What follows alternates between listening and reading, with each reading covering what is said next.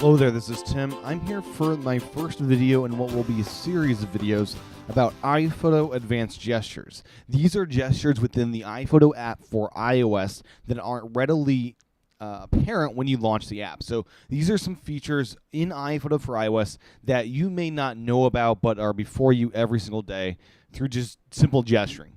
So this first video I'm going to be doing is based on browsing and light tables and things of that nature. So without further ado, let's just launch into the application to show you some different things here.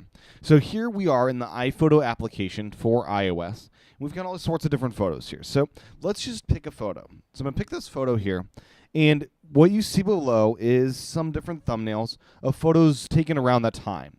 So if I want to, say, compare a photo next to it, you can actually do that. So as you just saw in the video here, all you need to do is tap and hold. So tap and hold brings up next photo. This is really helpful for comparing two photos. So I've got these two photos, and I'm able to compare those photos through this mechanism. And that's really handy to have. Now, say I want to get rid of that photo. I can either tap the thumbnail below, as I'm going to do right now. So once I tap the thumbnail, actually, once you can just simply drag it out of the way. So, pardon that. So to get another photo here, just drag up, and then to get rid of it, drag down. Pretty simple.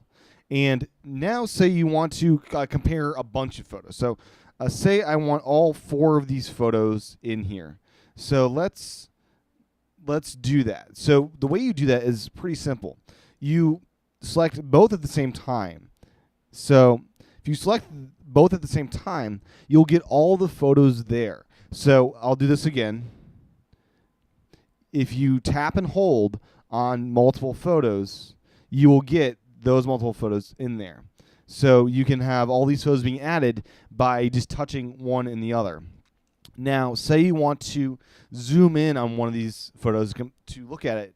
If you double tap, you can actually zoom in and see more in depth right there. So that's just a double tap that does that.